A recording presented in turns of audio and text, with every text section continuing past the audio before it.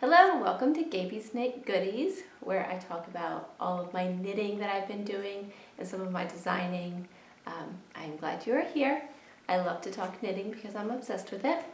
If you don't know me already, my name is Gabie. I have 3 kids and a husband, and I homeschool my kids, ages 12 down to 8, and boy and 2 girls. And I planned on podcasting today, and I hope this turns out okay. My lighting is kind of artificial here because it's a kind of overcast, rainy day. I might actually turn off this light and see what that does. I don't know. So hopefully it'll be all right. Anyways, I recorded the first 15 minutes of this podcast already. Before I realized that the setting on my camera was on slow motion, which also doesn't record sound. So yeah, that didn't work. So here's to take 2.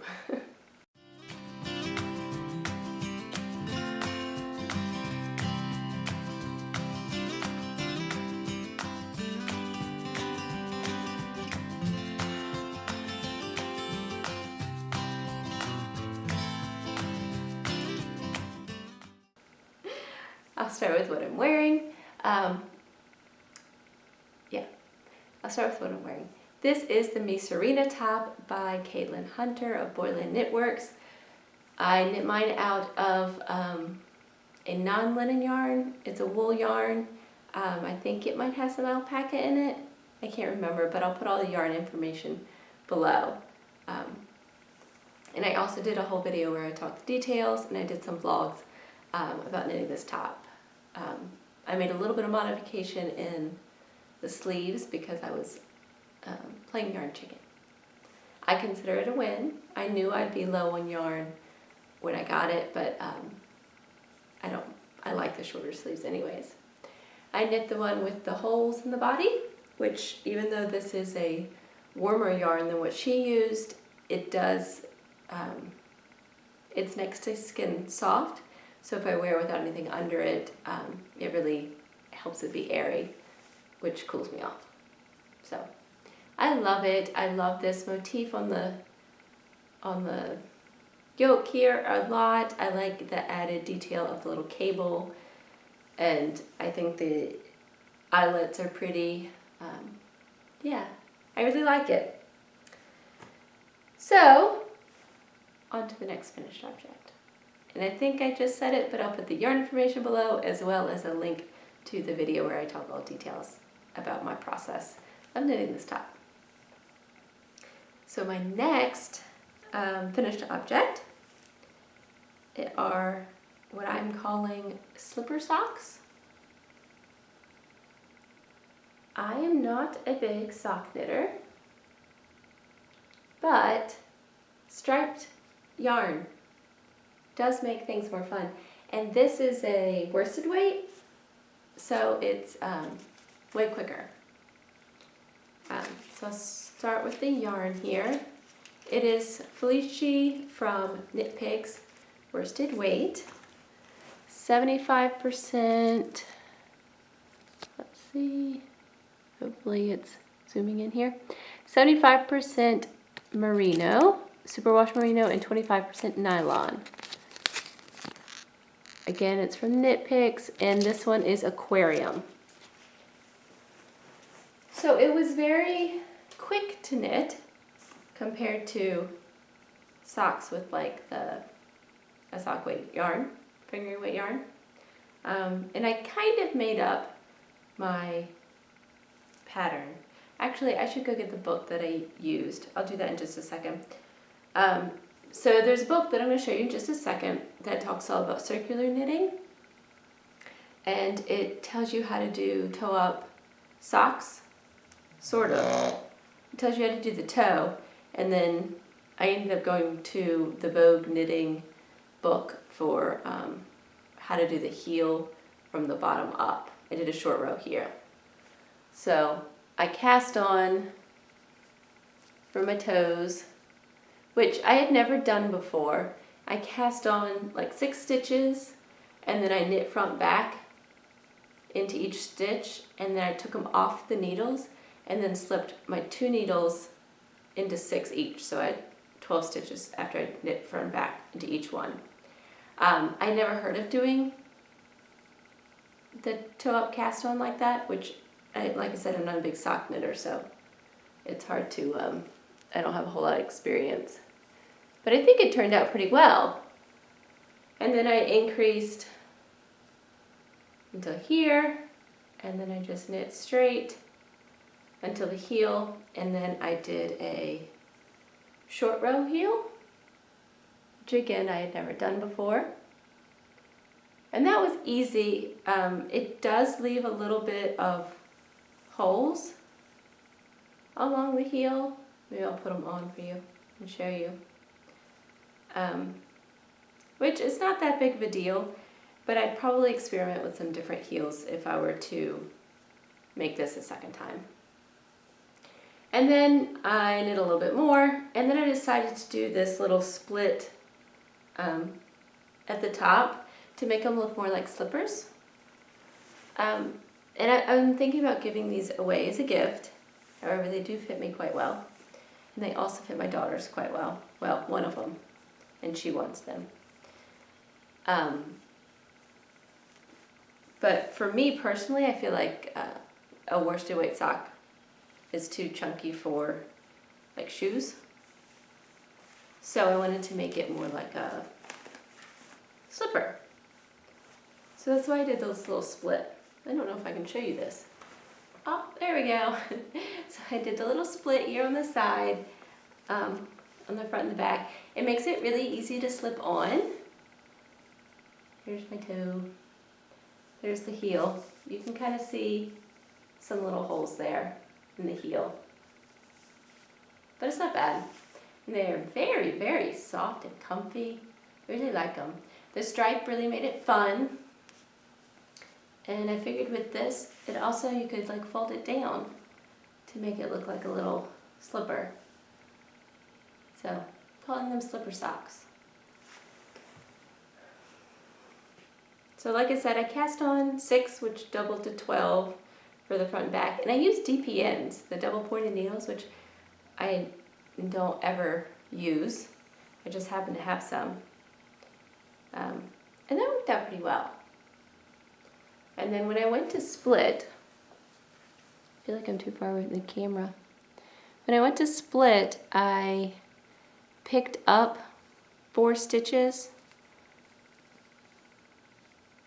right here on this side here. And so then I just knit back and forth and did a little bit of reducing on the edges. And did a garter edge there and a garter top. I don't know, just to give it a little bit of shape and just a little fun design feature.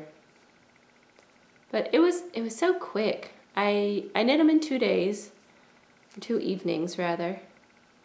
So that was super fast. And the color change does make it fun.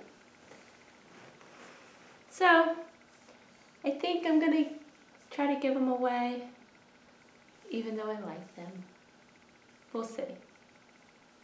I have this much left after doing the 2 socks, and I wear like 7.5, 8 sized shoe.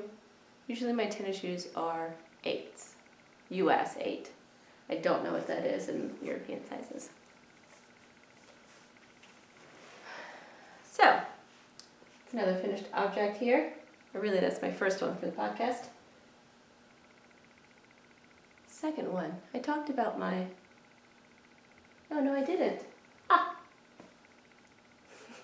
The first time I did the podcast, before I realized it was on slow motion, I talked about this lovely top, my finished object. I don't think I've talked about it on the podcast, but this is my Elizabeth Bennett linen tee, and I redid my pattern to expand the sizes. I think I have 9 sizes now, from extra small to like 5X. Yeah, and so I knit one of those sizes from, I think this is the medium, from my revised pattern. And this is in Rustic silk, by Berroco. This is Mantra. And it is 100% silk, but it's like a rustic silk, so it's not shiny, which I really like. It looks more like cotton, but it's cooler to the touch and very drapey, and I enjoyed working with it, which I don't always enjoy working with cotton. But if you haven't seen it before, there's a little traveling lace pattern here with a little cable that starts in the front of the shirt. It's knitting around from the bottom up. Starts around your hip in the front and travels up along the back, and either it meets at the neckline. If your row gauge is different, or if you knit the shirt a little longer, these two little lace panels will meet and form like an upside down triangle before the neckline, which I also think is pretty. And I wanted to mention one of my test knitters. Here, do that like that. One of my test knitters for this garment is named Whitney, and she has Knitted by Whitney is her YouTube, and I believe her Instagram handle. I'll put it up on the screen, and also I'll give a link down below. But she had knit this top, and then she did some Instagram reels, which were really, really cute, because it's the Elizabeth Bennett top from, or Elizabeth Bennett Linen Tee from Pride and Prejudice is my inspiration, of course. And she's walking through a path, reading a book in her reel, and it's super cute. And she recently did a YouTube video, one of her podcasts, and she's talking about this in her latest one. So that's super exciting, and she's doing a lovely job. She's an excellent Instagrammer. I could learn a lot from her. But anyways, I will put a link for that down below if I can, so you guys can check her out too. Hers is like a deep green. It's really pretty. And she uses, I forget. She uses linen. So, that's the Elizabeth Bennett Linen Tee by me. I'm so excited to have been able to revise the pattern and get it out in so many sizes, because initially I think I only had like 2 sizes out. So, next item on the agenda, more gift knitting. This is, here, I'll show it how it ought to look. I haven't attached a pom-pom yet, but look how cute. Isn't that neat? It's a very chunky hat knit out of a Lion brand yarn. Oh, there it goes. Let's see. I think it's this one, Woolies Thick and Quick. Lion brand yarn, and it is super bulky. I got it on sale. And I actually got 2 balls of it, 2 different colors, so I'll show you the other one in a minute.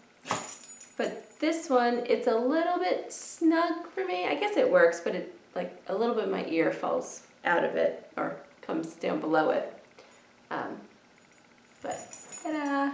I think it'll be really fun with a pom-pom in it. Because it's so thick, and it is seed stitch, it has a lot of structure. So putting a pom-pom on top will be, like, it'll be really stable. My daughter has issues with a different hat that I've knit her, and it's very floppy, and so the pom-pom really, like, hangs and pulls it down, whereas this one won't do that. And the plan is actually for this one to be for one daughter, and then this one to be for the other. And the pattern I'm using is the Pebble Toque, I think it is. I will again put it up here and put the information down below as well. I think she calls for size 13 needles. I'm using 11s just because that's what I had. And this one, I love the colors of this one. And it's also the Woolies Thick and Quick ball of yarn. This one is also for one of my daughters. So this one is a little bit longer actually. And so once I close this up, I could probably wear this one because it covers up all of my ears. Like my whole ear on both sides. So I think that would be pretty. I do want a pom-pom for this, but I'm gonna have to go buy it. I think the colors are pretty and the way it fades from one color to another is kind of fun. So this is another gift knit. I'm on a roll. Let's see. I think that's all for my gift knitting. And let's move on to Penguono, and then I have the Soldotna as well. So I am moving along my Penguono. If you guys remember, I took it out of hibernation from last spring, early spring. Let's see, I think I have this inside out. It's hard to tell if it's inside out. Let's see. There we go. Okay, let's try it on for you, because I could actually try it on now. I have gotten to where I've done the shoulders. So you pick up for the top of the shoulder, and the front and back there. And so I have those front pieces done, which last time I think I was still working on the one front piece that I'd messed up on. They both still have live stitches on the front of them. And then I've knit, you pick up stitches on the top here and on one side, and you have live stitches on another side, and you knit some seed stitch and like pick up some stitches under here. Yeah, there's a lot of picking up and holding stitches in this. And I started using some fuzzy yarn here on the end. But that's kind of looking fun. But it's not done. Then you put that on hold while you go and do the other side. So I've run out of this yarn, and so I'm just using black currently, and I don't know if I'm going to change it and use something else after that or not. This is definitely turning into a wild, well, it started off wild, but I feel like it's turning into even more of like a crazy, not uniform type of garment. But the purpose here is to let go of perfection, enjoy the process, enjoy the fiber, and not really care about the outcome. My goal is to have a house coat, not a fashionable, like wear out of the house item. Even though, who knows, I'll probably wear it out of the house. Especially if I was going to a fiber festival. I would totally wear it then. The back is super fun and has lovely yarns that I really enjoy, but I had nothing else to use them for. So it's a perfect place to use them. So anyways, maybe I'll try it on for you, even though I have all kinds of yarn hanging from it.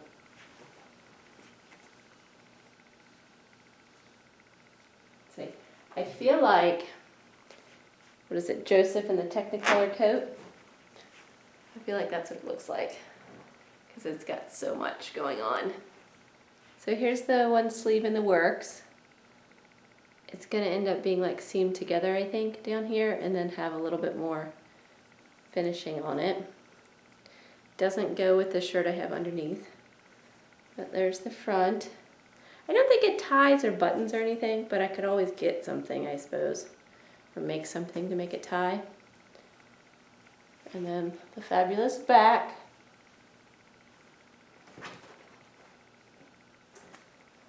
So it's coming along. Yes, this is a,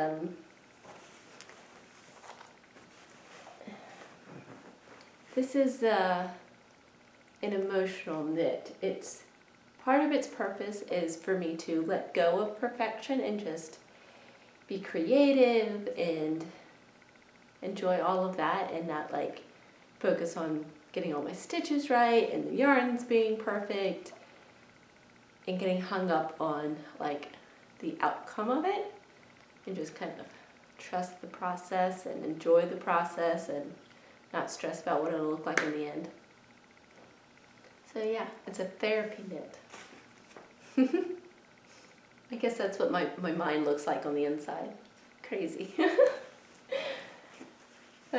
Maybe that's the wrong word. Just chaotic. That's the better word for it. A bit of a chaotic mess inside. Sometimes. But it's fun. I'm letting all that chaos out right here. All right. My last whip. And I have a little bit of yarn to show you. My last whip is the lovely Caitlin Hunter's Soldotna. If I can get it in a state to show you. Here we go. I'm getting it. Da-da-da-da. Soldotna. Okay, obviously it hasn't been blocked and it needs to be blocked, but I finished the yoke. And I like it. I like the subtleness of it, and I like the earthiness of the green and all. I think that it will be fun to knit this in bright colors, but I don't think that I would wear bright colors. So I think what I've chosen is good, and it's fun. And I initially was concerned that because of the type of yarn I have, that it would be pointless to do the little specks on the body of it. But I actually really like how that's turning out. And I'm so glad I didn't choose like against doing the color work on the body here. I don't know if you guys can see it, but all those little specks are totally showing up. I really like it.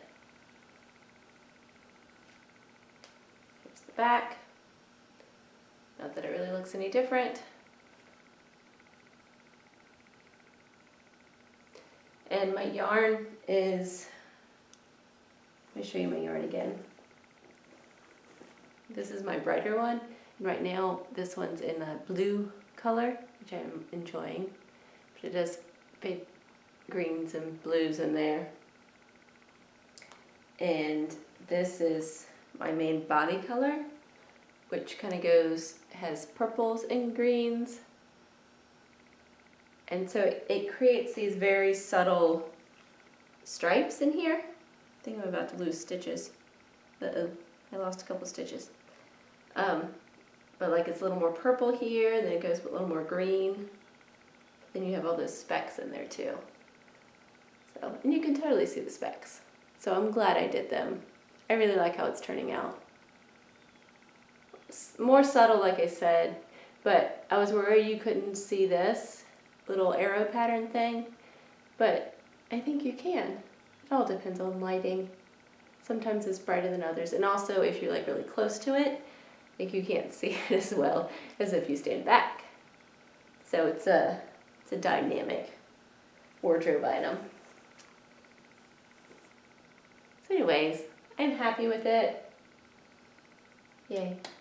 It's coming along. I've been trying to put my knits aside to do some gift knitting because I'm going to see my sister's coming up soon, and I'd like to have something to give them because I haven't sent any birthday gifts this year, so I was figuring I could give them some hand knits.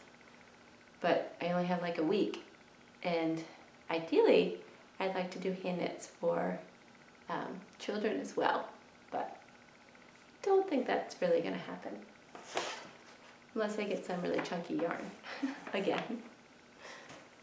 Okay, so we'll talk about yarn. I went to Yarn & More in Nag's Head, Kitty Hawk area in North Carolina. It's at the beach, and so this is my souvenir yarn.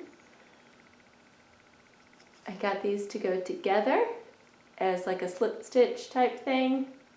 I have that sweater that has a slip stitch in the top, and I want to make a hat with that same type of pattern as well. And so I thought these would work together to do that. And it is super squishy. It is Malabrigo Rios. Rios yarn. There's it. Worsted weight, 210 yards, 192 meters per 100 grams, and 100% superwash merino. Very soft, very squishy.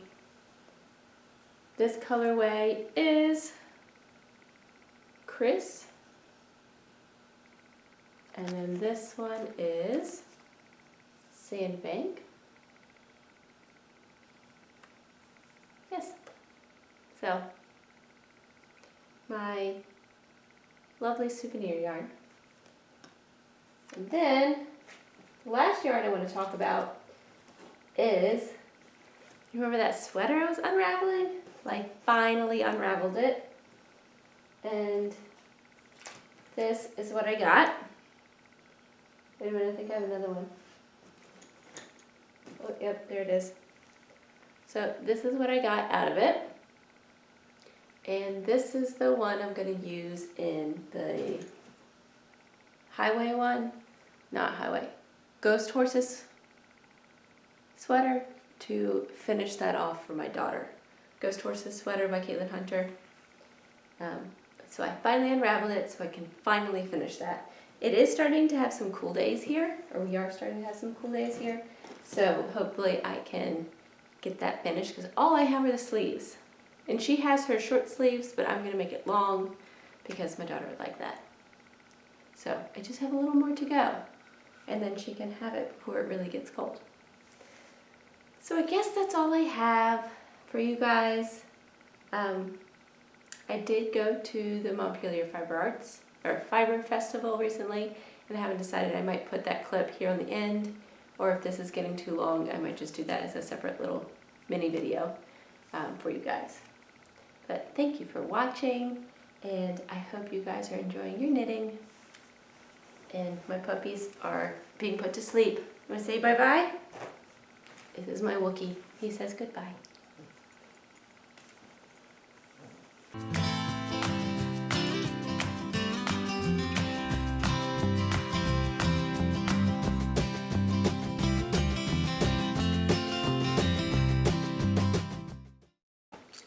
These puppies keep me company during my knitting and my vlogging and my podcasting. Don't you, sweet boy?